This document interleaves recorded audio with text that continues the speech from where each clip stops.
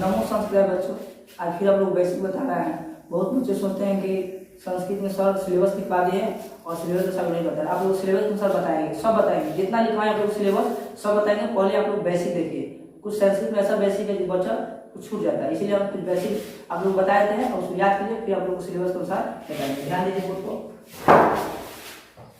देखिए पहला क्वेश्चन आप लोग का है, पहला क्वेश्चन है कि लौकिक संस्कृत साहित्य में प्रथम छंद कौन सा है। आप लोग अब देखिए और क्वेश्चन पूछता है कि लौकिक संस्कृत साहित्य में प्रथम छंद कौन सा है, उसका उत्तर होगा अनुष्टुप छंद। ऑप्शन में रहेगा अनुष्टुप छंद, कितना आएंगे अनुष्टुप छंद, ठीक है। उसके बाद है रामायण को आदि काव्य कहा जाता है। पूछा जाएगा कि आदि काव्य किसको कहा जाता है, तो रामायण को आदि काव्य कहा जाता है, ठीक है।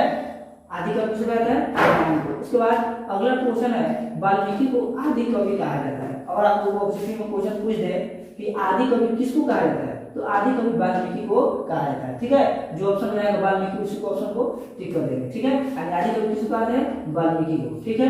नेक्स्ट क्वेश्चन है रामायण में किस रस की प्रधानता है।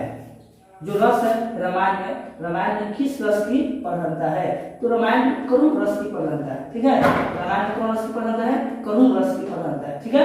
उसके बाद है रामायण में कितने श्लोक है। जो रामायण है उसमें कितने श्लोक है, इसमें श्लोक आपको 24,000। श्लोक संख्या कितनी है, 24,000। जो 24,000 को संस्कृत बोलते हैं चतुर्विंशति शास्त्री संहिता, चतुर्विंशति शास्त्री संहिता यानी 24,000। अगर आप संस्कृत में देते कि रामायण में कितने श्लोक है और 24,000 नहीं देता है, संस्कृत में चतुर्विंशति शास्त्री संहिता, इसका मतलब होता है चतुर मतलब 4 होता है और विंशति मतलब 20, 20 कितना होता है 24, और शास्त्री संहिता मतलब होता है 1000, 1000 को जो 3 आपको कितना होगा 24,000, ठीक है। चलिए उसके बाद है आपका नेक्स्ट क्वेश्चन कि रामायण में कौन सा छंद प्रधान है। रामायण में कौन सा छंद प्रधान है, तो आपका आंसर है अनुष्टुप छंद। रामायण में जो रस है, रामायण में जो रस है जो लिखवाएगा ऊपर कि लौकिक संस्कृत साहित्य में प्रथम छंद कौन है, अनुष्टुप छंद। पहला क्वेश्चन लिखवाए थे कि लौकिक संस्कृत साहित्य में भी प्रथम छंद क्या है, अनुष्टुप छंद। और यहाँ पे देखिए रामायण में कौन सा छंद प्रधान है, जो रामायण है उसमें कौन सा छंद क्या है, प्रधान है, इसका आंसर होगा अनुष्टुप छंद। ध्यान देने में कि रामायण में पूछ रहा है कौन सा छंद प्रधान है, तो अनुष्टुप छंद। और कोई देखिए लौकिक संस्कृत साहित्य में प्रथम छंद कौन है, तो अनुष्टुप छंद, ठीक है। इसको अच्छा से आप याद कर लीजिएगा, ठीक है। फिर आप लोग कर